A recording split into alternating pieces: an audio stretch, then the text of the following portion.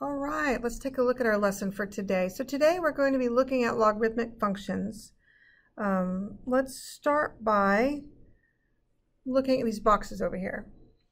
Okay.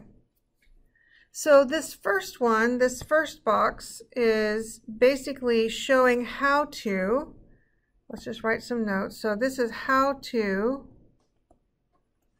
convert from logs to exponentials. So if you remember the circly thing, where we draw a circle around the base of the log, and then we come around and we pick that up and point. That means the circle is this b.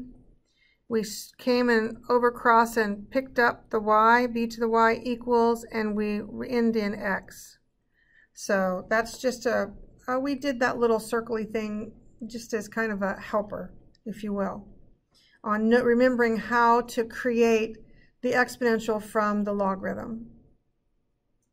Now, base 10, if you recall, base 10, log base 10, this is usually implied. They usually do not write, they usually do not write a 10 right here. Remember, that's like implied. So if it says logx, it means like this. If it says logx, it means log base 10 of x. Okay, just a reminder, that's something implied. Another thing that we have implied is the e. It's normally not written as log base e like that, log base e. It is normally written as ln x, but that also, we need to just remember that that is a base e. ln x is base e. And over here on the side, you can see where when we convert it to an exponential, that's what it looks like. That's just, doing the little circly thing, that's what we get. Okay, so that first box is helpful to us to be able to go back and forth between the different forms. So the next box is talking about properties of regular logarithms and properties of natural logs. These are kind of handy to know for simplification purposes. Okay, so these are good to know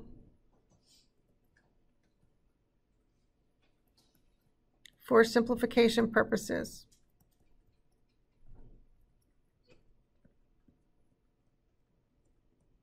Okay, so they're good to know for that. So for example, if you have a log to any base of 1, your answer is going to be 0. I mean, that's like a rule. They're calling it a property. So that's kind of handy to know. If you know your log base whatever, anything, log base 2 of 1, your answer is 0. And we will be simplifying these, so it's kind of handy to know that. Another thing handy to know is if you have a log base, 2 of 2, like those match, then your answer is 1. That's another property. In addition, another property, if you have log base 2 of 2 to the x, then my answer is an x. Again, these are very handy to simplify. And now we've got a, let me write it a little bit better, a to the log base a of x is, x. It's like those things cancel each other out. Okay, so these other properties, what else would we need to know? It would be important to know, this is just common, that ln1 is 0 and ln e is 1. Those two values are like, that you have to like memorize them, if you will. You'll see those in calculus. We'll use those to simplify all the time. ln1 we need to know is 0. ln e we need to know is 1. Okay, and these are the other simplification we've got going on. If we have the ln e like that, which we know ln is base e, then our answer is x. So these are the same kind of thing. Okay, and also e to the ln it's like they cancel out and they're left with an x. Okay. So let's look at simplification. So for evaluating these logarithms, the technique that we looked at last year and that I still like is where we just set, so this is a number, this is a number. Okay, there's no variable in it at all, it's a number. And there is a way that we can get a more simple looking number. So what do we do? The way I would do is I would take this number and I would set it equal to just any variable. It doesn't matter. I picked x. Now I'm going to turn that into an exponential because it's way easier figuring out exponentials than it is logarithms. It's just way easier. So I would take this and I would circle around here and equals that. So that's how I convert.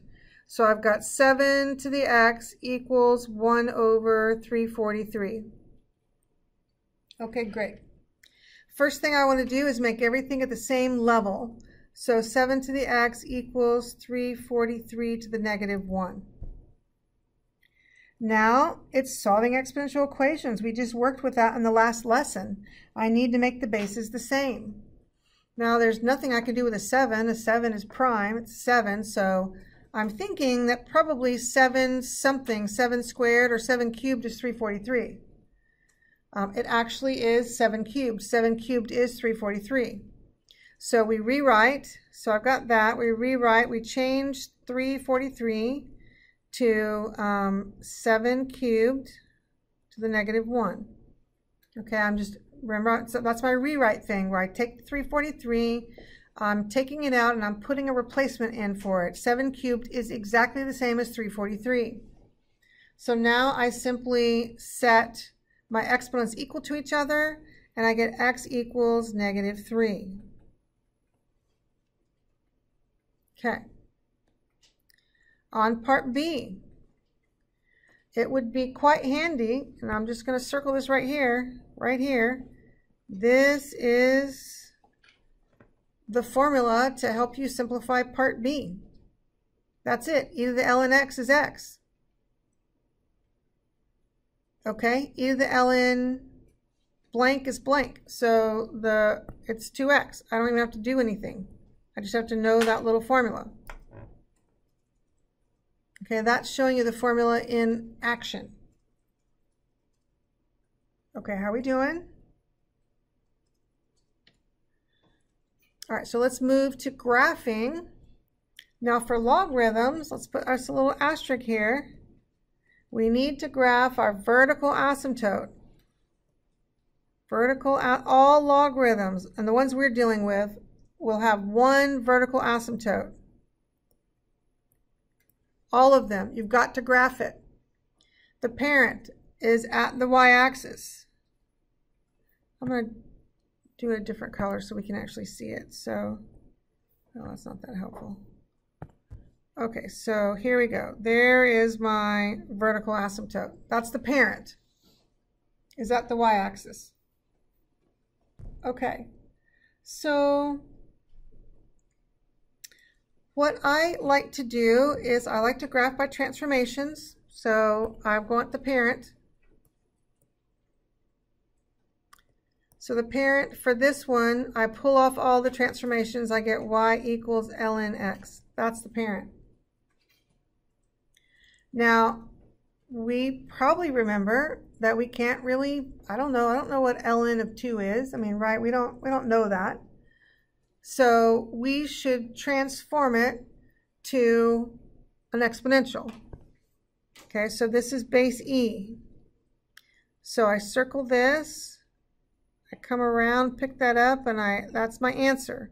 So e to the y equals x. And if you recall, this is one where I do negative 1, 0, 1 for the y, not the x.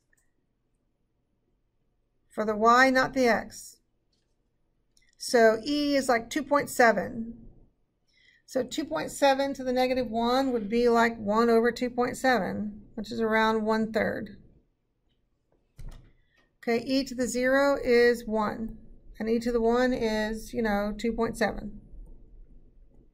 So those are my parent points.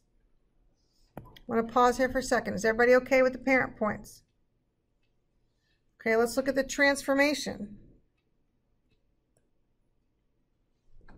What is our transformation? It's trapped in with the x, so it behaves opposite, remember? So it's right 1. It's right 1.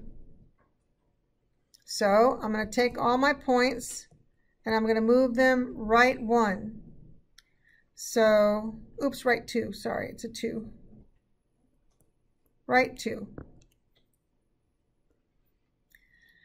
So let's see, 2 plus 1 over 2.7, 2 plus 1 is 3, 2 plus 2.7 is 4.7, and my y's stay the same. Now, my whole graph has been moved right 2, which means the asymptote is also going to be moved right 2. Bless you. And I'm going to go ahead and move it right 2. Oh, isn't that lovely? I didn't pick it all up. Okay. I'll just erase it and move it. It's got to move right 2. Okay, so let's graph our points. So 2 plus 1.7, so that's like 2 1/3. Negative 1. So 2 1/3, negative 1 is around, around right there. Then we've got 3 0 here. And then we've got like 4.71. So 1, 2, 3, 4.71. So maybe around right there. We're just estimating, ladies. It doesn't have to be perfect. And this is what your typical normal logarithm will look like. It's going to slide up along its vertical asymptote, and then it's going to meander away. It's just going to kind of slowly grow as it goes whichever way. And so these are the points that I plotted. These are my transformation points. All right. How are we doing? Okay, we have one more page, which are a few more problems we want to do. Any questions so far? Okay, so let's go to our last page. So number 3 is actually bringing together the graphs of logarithms and exponentials because they are inverses of each other. So we're going to, basically on number 3, we're going to graph both of them. Okay, so f right here is 3 log x minus 1. That's f. So I want to focus on that one. I want to graph that one, and then I'll show you how to graph the inverse. It's very easy. Once you get the first one graphed, the inverse is easy peasy. So what do? I first find its parent. So the parent, because that's how I like to graph, I like to transform. So the parent is y equals log of x. Notice I pulled off all the transformations. I pulled off the 3 transformation and the -1 transformation gone. So we know that this is base 10, right? This is base 10, and just like the one we just graphed, I'm going to do my little circly thing. So it's going to be 10 to the y equals x. So here's my parent points. And again, I do -1, 0, 1 for the y's. 10 to the -1 is 1/10. 10 to the 0 is 1. And 10 to the 1 is 10. So those are my parent points. Okay, great. What did the transformation do? So we transformed. We went right 1, and we did a vertical stretch of 3.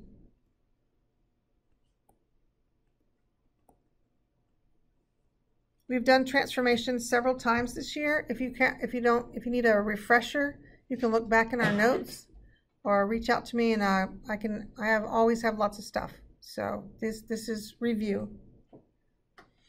All right, so let's take our parent points and let's do those things to them. I'm going to move all my parent points right 1. So I've got 1 plus 1/10. 1 plus 1 is 2, and 1 plus 10 is 11. So I moved all my those parent points right 1. And now I want to stretch them, a vertical stretch of 3. So I'm going to multiply 3 times the y's. All right, so we've got, what, -3, 0, and 3. All right, now a logarithm has a vertical asymptote. So this vertical asymptote is going to be moved right 1. So I'm going to go ahead and plot it. Here's my, I need it to show up. Here's my vertical asymptote. Let's plot the point. So I have 1 plus 1/10, so a little bit over 1. -3, 1, 2, 3 right here. Then I've got 2, 0. And I have 11, 3. And here is my, this is f of x.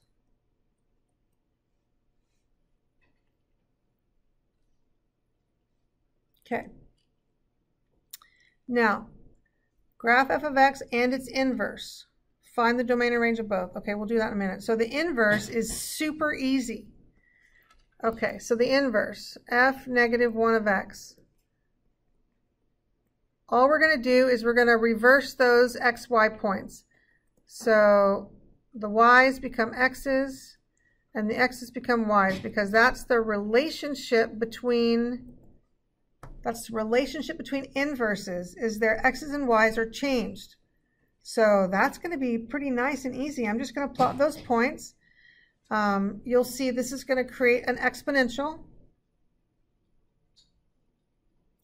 Okay, so let's see. So -3, 2, 3, 1, a little bit over 1. We've got 0, 2.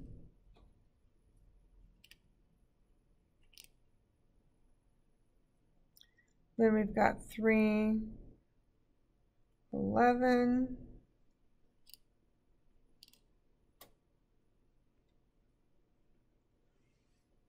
And so, and this one has horizontal asymptote at 1. So this one is f -1 of x. Okay.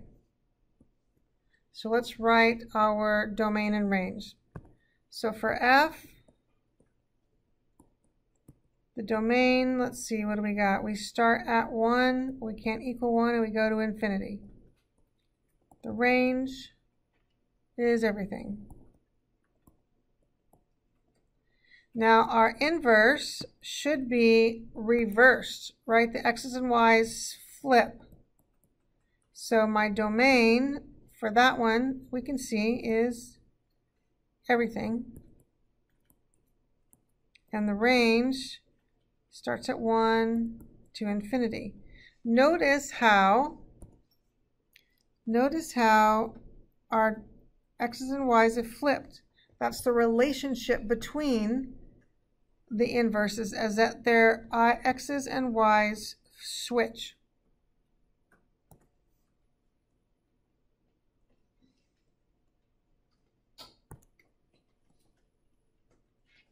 Okay. And that's a compilation of graphing both the exponential and the logarithm on the same graph. Those are inverses of each other. Okay, last thing to do is to work on solving.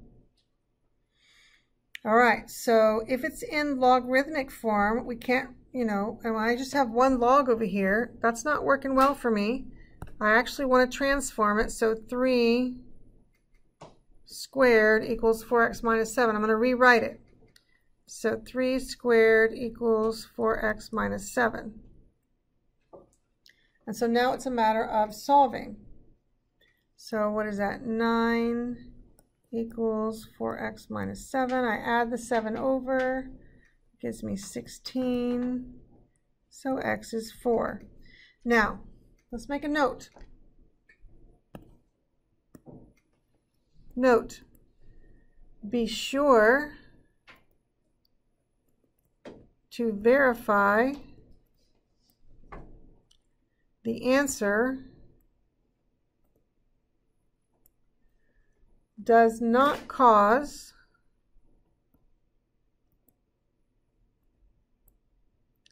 the argument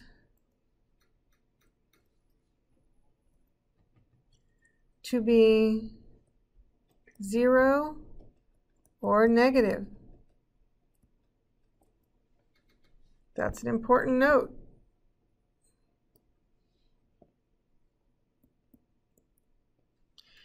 And what's the argument? The argument is this thing right here, this thing inside, like kind of like attached to the LOG statement. That's called the argument. So if I plug a 4 in there, am I going to get a negative number or 0?